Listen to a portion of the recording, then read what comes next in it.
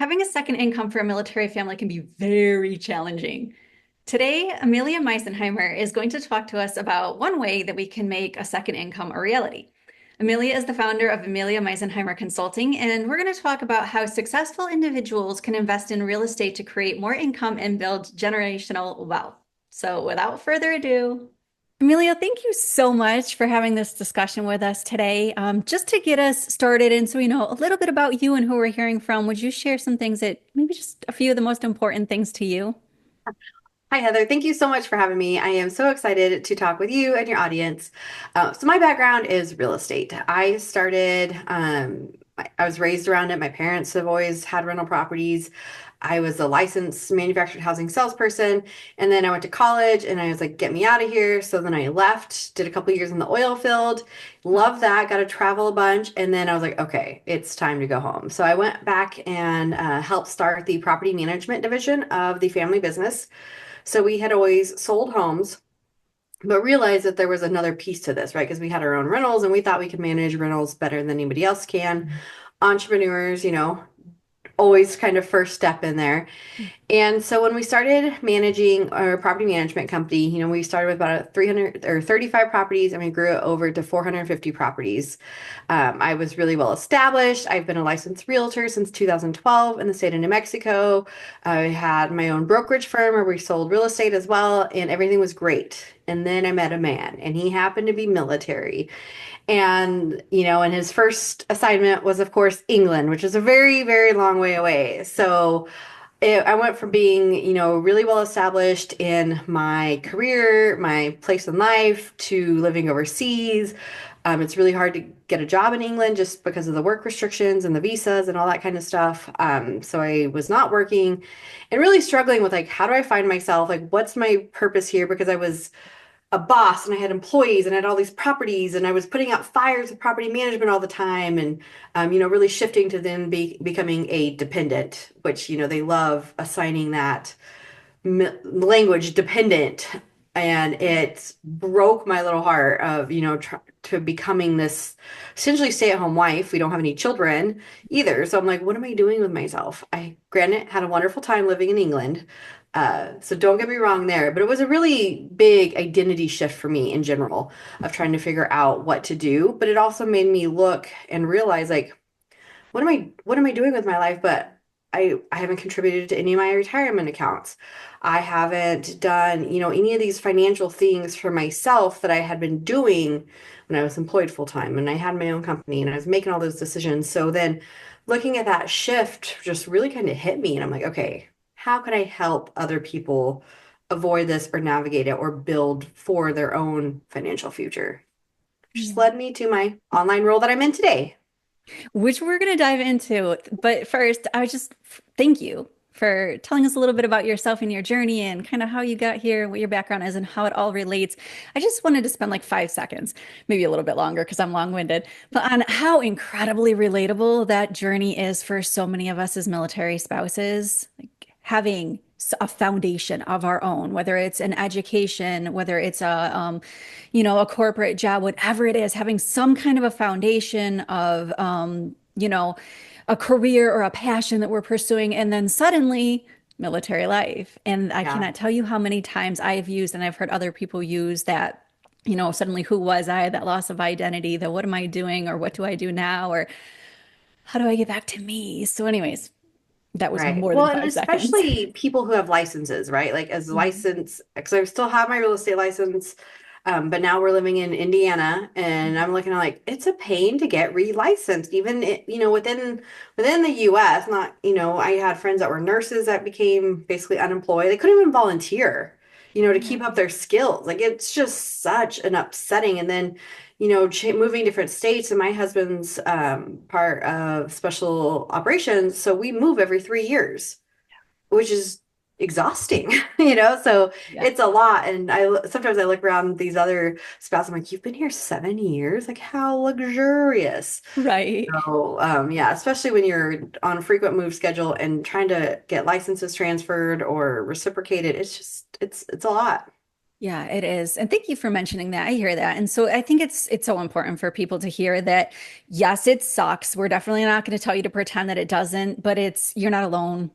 Yeah, And the good news is we're going to share some things today that maybe you'll decide, hey, that might be for me. And so that's, I don't want to say a way around the licenses. That's, I don't know if there's a way around the licenses, but it's an alternative path. So right. with that said, you talked a lot about your history, your family's history with real estate, and so I don't think it's a huge jump to make the assumption of how you got to where you are today. But we're talking about real estate investing specifically, at least for a little bit here. So I guess, how did that transpire? How did you go from where you were with real estate to deciding to invest in real estate?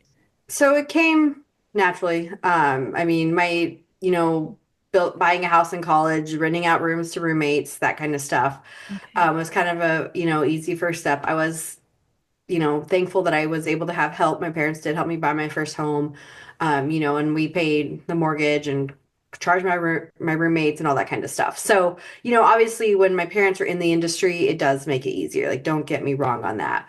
But I think the biggest thing about real estate though is time, right? If you want to do a 30-year mortgage, like it takes you 30 years to pay it off. And the sooner you start that clock, the sooner it pays off.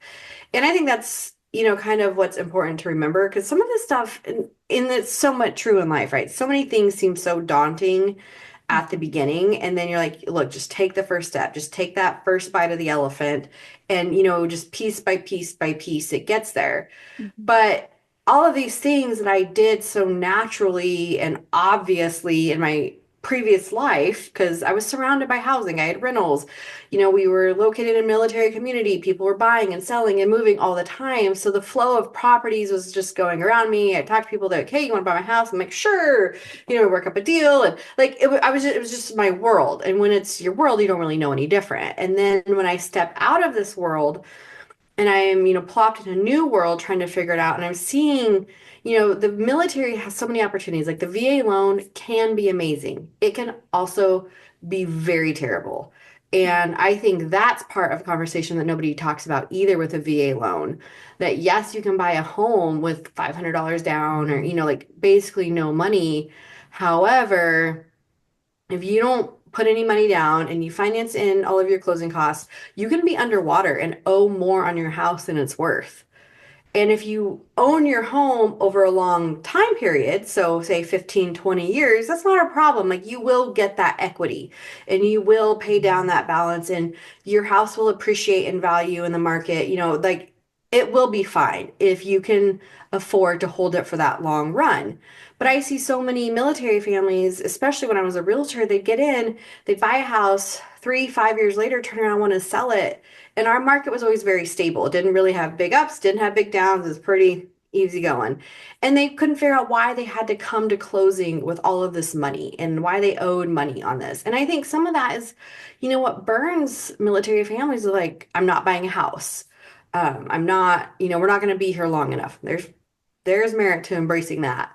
Um, but it's really like looking at those pieces, but the VA loan allows you to buy a home with nothing down. And if you use that strategically, you can start setting yourself up for some great long-term investments if you're willing to play that game. And it is a game, just like anything else is a game in this day and age. But it's a huge tool and opportunity that the military has access to that most people don't, which is amazing. Yes, it is. It is absolutely amazing. Okay, so I have a couple questions because you said VA loan a few times, and so Yes. I wanted to dive a little bit deeper in there with you if we can. But I'll say that when my husband and I bought our first home, we used my VA loan, and Hmm. probably we've probably used between he and I, we are both veterans, so Yeah. we had both of ours available to us. But I'm going to tell you God's honest truth here. I don't know what it did for us, but beyond not having to have that big down payment as first-time homeowners when we were much younger and we really didn't have it. Will you shed some light on what does a VA loan actually mean to somebody who wants to use it? So the biggest thing is the no down payment, right? It's like I still want to say though, you have to come out of pocket. for some costs. Like your appraisal has to be paid out of pocket before you close. Like there are going to be some costs. So you can't say no money. There are ways, there's always ways, like there's always that exception. But for the most part, there's always going to be at least a couple $100 out of your pocket. But for the most part, like even an FHA loan is 3.5% down. There's some loans you can do 5%. So like it's zero down is a huge thing. The Mhm. other thing it does is that it's a government backed loan, which means if you default on your loan is guaranteed by the government. So therefore, it is less risk to the lender. So if I'm Wells Fargo lending you money, I know I'm going to at least get most of my, if you default, I'm going to at least get most of my investment paid back by the guarantee, right? So that's how also you get a lower interest rate. So VA has one of the lowest, most competitive interest rates available. And at any time, right? So it's going to be lower than what market is. Like it's not going to be 2% like it was, 8 years ago, but yet it's going to be the lowest of what's available today. And then your no down payment are your two biggest things. But the other side of it too is there's no limit to the number of VA loans you can have. So you and your husband have like both have your entitlement, but even if you yourself, you could have 4 properties on your VA loan. However, there are stipulations with the amount of the loans, and that's your entitlement amount. So, depending on your entitlement amount Mhm. and all of these little loans added together, that's your cap of how many VA you have. So you could buy less expensive houses, you could buy more expensive houses, but there's not a hard number that says you can only have 2 properties with a VA loan. Okay, I'm so glad you covered it because that was going to be my next question. I was always under the impression that one house, one VA loan, that's it. That's all Yeah. you get. Okay. Yeah. So no, that's you can have as many, Mm. I'll say as many properties as you want within the limits of the entitlement amounts and then like the VA does have some restrictions and it's really to prevent buying a bunch of rentals. So like you have to move, there has to be some familial changes, like you can't buy like 4 houses on the road next to each other kind of thing. Oh, okay. Talk to me a little bit more about that because I So feel like that's typically the VA important. loan has, and again, there's so many different stories, right? And there's people Mhm. like I had no problem buying a second VA in my home in the same town I lived in, but some people are like I can't do it. So it so much of this and depends on your underwriter. Which also, if you're going through a VA loan and you're getting frustrated and you're not feeling like you're getting the hope from your lender or from your realtor, find a new one. Like don't you don't owe them anything and they get paid off you closing. So this is going, they get paid off your commission. So if you're not getting the service you want, find a new lender.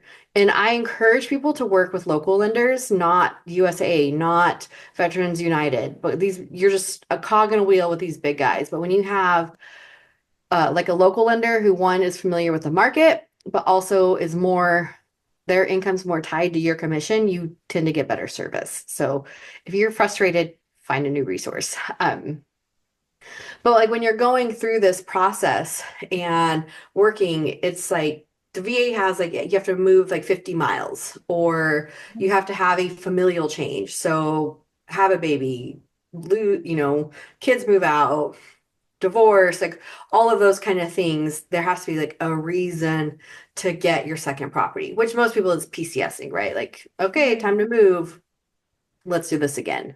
So, out of curiosity, then on that note, before we move on, because I've got Mhm. a few other things I want to talk to you about that, based on what you've mentioned so far. But so if let's just say that I'm staying put for the foreseeable future, and I wanted to Mhm. start a brick and mortar. Mhm. Would that be something that if I was using my VA loan for the house that we've purchased, can I also use it for a building space that I'm planning on using for business? No, it has to be for a primary residence, and you Okay. have to live in it for at least 1 year when you have the VAs. So, and that's the thing that gets a lot of people like, hey, I'm going to retire in 2 years, but I want to go ahead and buy a house where my retirement is. Hmm. They want you to be living in that house basically upon closing.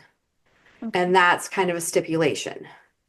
Now, things happen, and I've never seen the VA send anybody to your home to be like, knock, knock, knock, Heather, are you actually living here? And verifying anything. So I'm just Okay. going to say that. But the intention is that you are using it for your primary residence where you will live. Got it. Okay, so that makes sense. So, if I'm understanding it correctly, when I use my VA loan and I purchase a home where I'm at right now, I'm going to live in it. When I move next duty station, for example, Mhm. I can use it again and I don't have to do anything special because of the house that I've already, like, I don't have to sell that house. I get to keep what I have and build Correct. on it, if The you will. the caveat to that is you still have to budget for it. Okay. When you talk about income minus debts, comes up with your budget, and they call it a debt to income ratio. And typically, the federal government tells you, because you don't know, so you are told how much you can afford in debt expenditure. And that's typically 42% of your income. So that 42% needs to cover all your bills. So if you have a big mortgage payment over here, particularly if it's not rented, if it's rented and you're like, hey, here's my lease agreement, here's all this, that's great. They'll count that income, and do all of their back end calculation things. But if it's sitting empty and you want it to be empty, then you have to budget then for both mortgages. So you still got to qualify debt wise, but no, there's nothing special you have to do. Okay. All right. Awesome. Good to know. Thank you for that.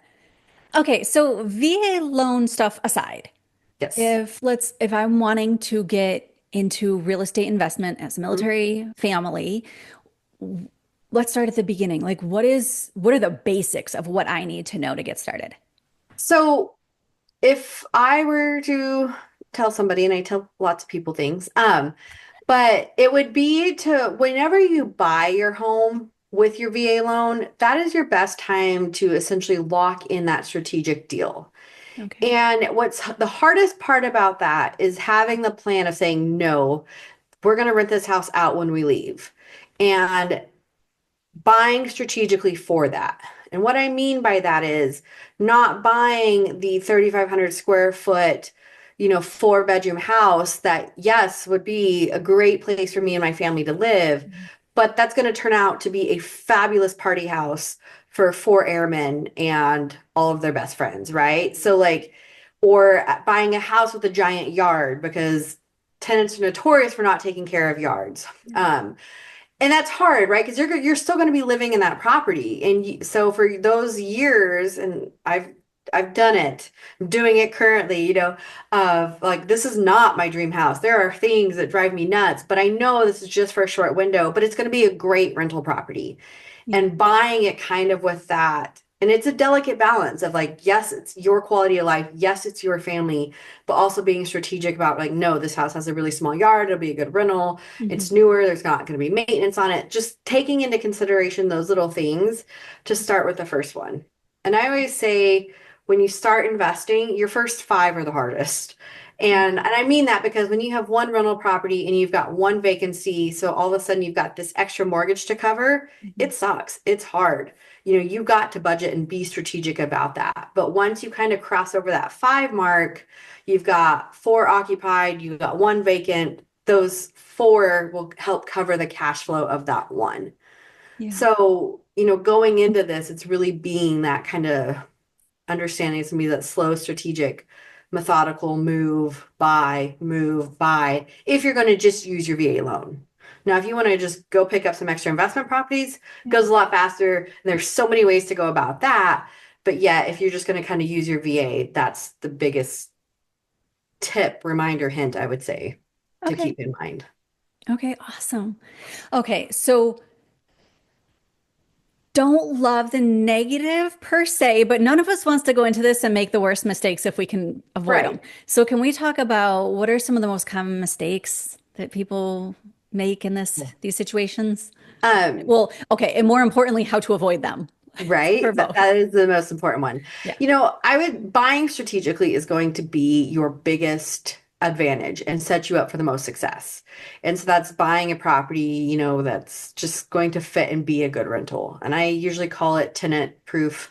I need an idiot proof, right? I don't need somebody mopping my hardwood floors and then having them bow up or things like that. So Yeah. kind of keeping an eye out for just some of those little things in which sadly you learn as time goes on, Mhm. but make a house say more durable than others. I think the other big mistake is not understanding how your VA loan works. So when you go in to get your VA loan, your lender should sit down with all of this with you. They should walk through all of this with you. But so many people are like, hey, I sent you an email with these disclosures, sign it. And you're like, wait, what? So encouraging people to ask those questions that they might be Googling and saying like, wait, what does this mean? What does this mean? And just going into the lender and saying, no, I want a Zoom meeting. I want a sit down meeting. And I want you to walk through this line by line. They are being paid a commission off your deal. Like you deserve this service and don't hesitate to ask for it. Because I see so many people just kind of get railroaded by the whole process. And it's just like, sign here, do this, do this, do this. And it's, not taken into consideration. And they're just like, sure, we'll just do that. And that's not a good experience for anybody. I mean, it's great. If the realtor gets their commission, then they're happy. But, you want, as a buyer, you want to be felt heard, supported throughout that process too. Most definitely. To that I would add, for whoever this may apply to, like check your ego at the door. None of us wants to feel stupid, ask a question that feels dumb, or am I supposed to know that? What are they going to think that I don't know that? None of us wants to feel that way anywhere in life. But I would say, something like this, and this isn't my industry, but I'm just listening to you, and what I'm hearing is humble yourself and ask all of the questions. Well, Forget and about, do find, I sound stupid? Am yeah, I supposed to know this? Ask the questions. and find people you like. Find people because like if you go through USAA, they will just assign you a realtor and USAA charges that realtor a commission to help you. Mm, So are like the realtor's giving away 30% of their deal back to USAA, 30% of their paycheck for getting your name. Is that the best setup for you? It could be. You could get a great realtor out of that experience. But yeah. you could also be getting somebody who's lazy and doesn't want to do the work and they just set up for this funnel to come to them. Yeah. So knowing that you have this choice of, I don't want to work with this person. Mhm. Okay, so great advice. I want to switch gears again, a little bit, not too much, but from the perspective of, for a lot of us, real estate investing isn't fun. I tried it. This is my own personal perspective. Let me just put it that way. I wouldn't say investing. We owned a home, military family, PCS, so permanent change of station for those who aren't familiar with the acronym, and thought, okay, we'll come back here someday. We're going to keep the house and had the tenants, some of them fantastic, some of them destructive. Not trying to deter anybody. This is just the reality for some of us. And what I would say is at the time, I did not want the headache. I did not want the stress. I didn't, and we realized we weren't ever going to move back there. So we offloaded. We went ahead and sold the house. I'm curious though, because now I'm thinking of, about ahead instead of the stress of the moment. And I'm wondering about retirement and how do we set, or those people who are interested in real estate investing, how do you use that to set yourself up for retirement? Well, and I think first, having good tenants and bad tenants is everybody's experience, right? You will not be a real estate investor and not have terrible tenants. And I see 1 out of 10. But Okay. it could be your first tenant that's terrible, or it could be your 10th tenant that's terrible. But you will have a terrible tenant. Like it is Murphy's Law, part of the initiation. I don't know. Like it will come. So Okay. embrace it, be prepared kind of thing. But when I was sitting in England, questioning myself, and even here, where we're at here in Indiana, I'm like, I am not making any money. I'm not contributing to the family, and I'm like going down this, we'll call it a shame, spiral to some degree. And like, what is the purpose of my life? Like, why am I here? We can all go down these little spirals. Yeah. And one of my friends like really coached me. She's like, Amelia, like you contribute, you have assets, you have resources. So and I'm like, no, I don't.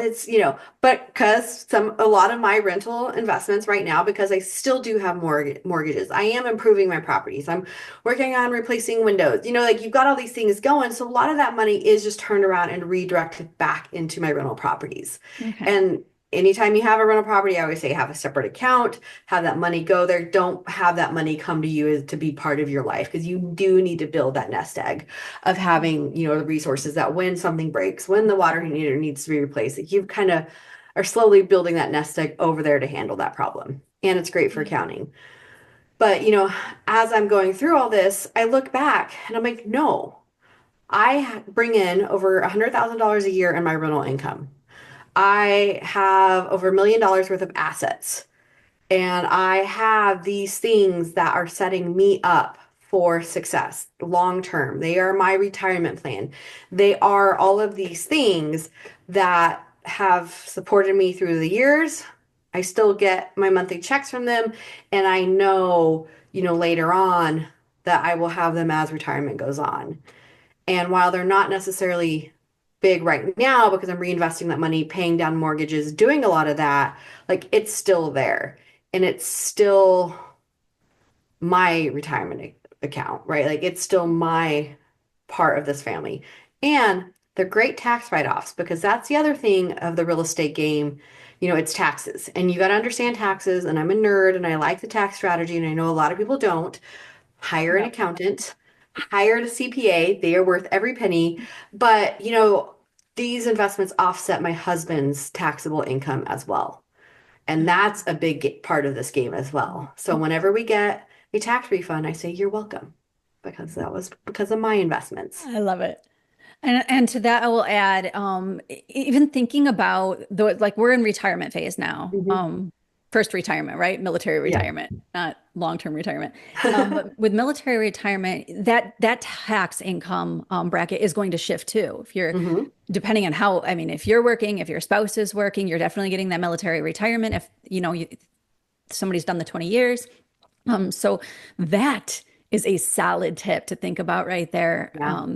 Because I know that it hits you when you get Well, when you suddenly have a couple of paychecks instead of just the one or yeah, whatever. it hits, but then also like, and I'll say as a spouse, right? Like I don't have a W-2 job. I'm not contributing to Social Security. Hmm. I did not contribute the last 3 years when we were stationed in England. So as I look forward, like what is my Social Security check going to look like? And being a landlord, I've seen these cute little, and it's usually the old ladies who outlive their husbands come in, and they're trying to find a $300 a month rental because that's all their $1,000 a month Social Security will allow them to afford. And, it's just breaks your heart to see them like, you can't rent anything for $300 a month. But You yet can't rent anything for $1,000 a month, it feels like. but it's a shame though that people get put in that position.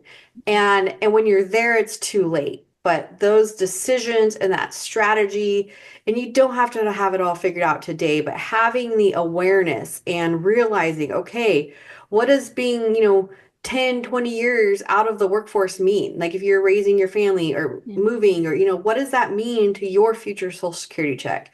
What does your retirement account look like? Yes, I get it. My husband has a TSP and I get if something happens to him, it comes to me, but what about me? And I think that's part of this, especially as spouses, that they don't want us asking. The military doesn't want us to say, what about me? Because we need to be support the force and we need to follow our spouses and we need to be supportive and we do need to be all those things. But we can still worry about our own retirement, our own contributions to Social Security, our own plan, and that conversation isn't had. Yeah, I'm so grateful to you for saying that. And I want to encourage people to say that question proudly. The what about me? It's not a selfish question to ask. It's if something were to happen to your spouse or if something were to happen to your marriage. So many of us are stay at home or work from home, but we're like just building the business. It's not super lucrative yet, whatever the case is. And then planning for the future, thinking, what would I just think the question, what would I do? Would I go back to work? Do I have an opportunity to set myself up for success now? And we really do have so Yeah. many opportunities to set ourselves up for success now. I wish that I had built my business and known how to build my business more effectively before my husband retired. Gratefully, I didn't have to know how. I appreciate that, financially we're secure, and that he and I are here together happily and all of the things. But having your own business, whether that's an entrepreneurial endeavor that's already been started, whether it's real estate investing, having these questions come up and ask them and not be ashamed to go, but what about me? What am Yeah. I going to do? if I need to carry the family, if suddenly our marriage is no longer, if No. God forbid something happens to your significant other, what is the plan? So I think this is such an incredible conversation to be having, just to let people know, hey, there's other options that maybe you didn't think about. Well, and if I asked our command at one point, because obviously I'm new, I was a new spouse, and I asked, I feel so old and jaded. I've only been a spouse like 4 years, so I'm still new. But uh, I asked, I'm like, what would happen to me if like my husband's plane went down? What would happen to me if? And they're like, oh, don't worry, the Air Force will take care of you. And I was like, no, the Air Force is one, going to be worried about their investigation that's going on. They're going to be Mhm. worried about a crew full of people who just had this, terrible accident. Yeah. Do not even try to tell me the Air Force is worried about me. Like, Mhm. yes, I'm sure they'll send somebody to my door. I'm sure I'll get paperwork to tell me the steps I need to take. Or, like, yes, there will probably Yeah. be factual things, but I'm like, no, like, that is not, Yeah. I need this for me.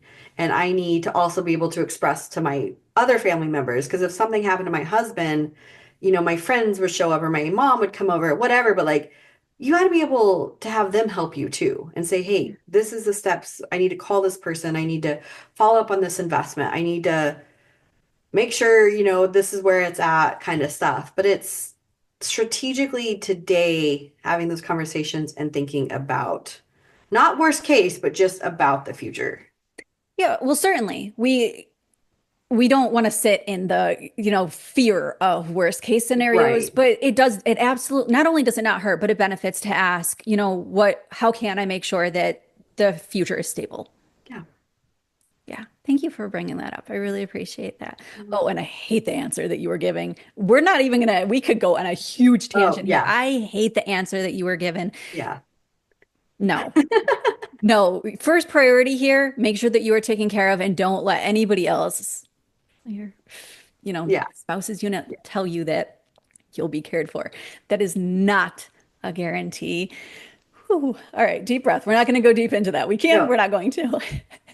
The bottom line here is you have incredible opportunities available to you as a military family, as a military spouse. We've got VA loans, we've got communities of military spouses who want to serve our community and want you to have all of the information to succeed. And even if it never comes to the point where, a spouse is standing on her own 2 feet, being able to do that, Well, and I being think, grateful that that's available to us, yeah. and prepared. Well, and I think too, realizing that your contribution is also a contribution, right? Like, and we'll pick on real estate investing. Yes, I brought the rentals to the marriage. It's what I've always done, but yet it is still my job. It's still fulfilling. It's still my contribution to the family. And I have to remind myself of that, even though, and maybe because of doing it for the last, decade plus, it just seems like business as usual. But no, this is significantly helping my family. It is taking a huge stress off my husband for me to navigate the loans and the paperwork and the insurance and all of these little pieces that have to go to make our future and our life better. Yes. Yes. Okay. So, kind of starting to wind down here, I wanted to ask, are there any final words of wisdom that you want to leave people with? I would say the biggest wisdom is real estate and most industries are designed for job security to be scary. It is not scary. It can be stressful at times, just as anything can be stressful at times. Yeah. But to not let that fear withhold you. So, transitioning into my movable life, I've become a real estate investment consultant. And that's, what I help people with is working through that fear, working through that strategy. Because when we were stationed in England, I'm looking at houses that are 1,000 year old. We looked at a house to buy that was 700 years old. It was amazing. It was built in the 1650s. It had Wow. the original mural, but I wanted a rental property. I was like, I am not putting a tenant in a 700-year-old property. As Right. amazing as it wasn't going to happen. But, realizing that real estate has been a successful investing game for hundreds of years. That is still the royal family's biggest income source is the real estate and the land that they own. And, this game is made for and supported by the highest echelons of our government, of any government. Land ownership is not going anywhere. So kind of embracing that and jumping in. There are people to support you through this. Okay. Oh, I think that is Yeah. key of everything that you said, the piece that stood out to me the most, because it is something that I think I would find scary because it's so unknown and like, where do I start? That piece. There are Yeah. people like Amelia who Yes. know what they're doing, who have been doing it successfully and can walk you through it, hold your hand if need be, all of the things. So, for those people who do want to find out more and are interested in chatting with you, working with you, what's the best way for them to connect with you? Social media, LinkedIn, I'm on all of them. It's Amelia G. Misenheimer on basically all of them. It is a unique last name spelling, but I know Heather will put it in the show notes. Absolutely. But yeah, I am on all the socials. Please feel free to message me, email me, whatever. I am here to help because I want to make this more accessible, especially to women. I think women are really shunned from this industry, and we are a powerhouse that needs to be addressed. Yes, thank you for that. And so, if you have any general questions, please, by all means, feel free to drop them in the chat. I will make sure that Amelia sees them. And absolutely reach out to her directly if you're really curious about, how you can get into this. Thank you so much for sharing all Thank of your you, Heather. wisdom. Really appreciate you. Oh, this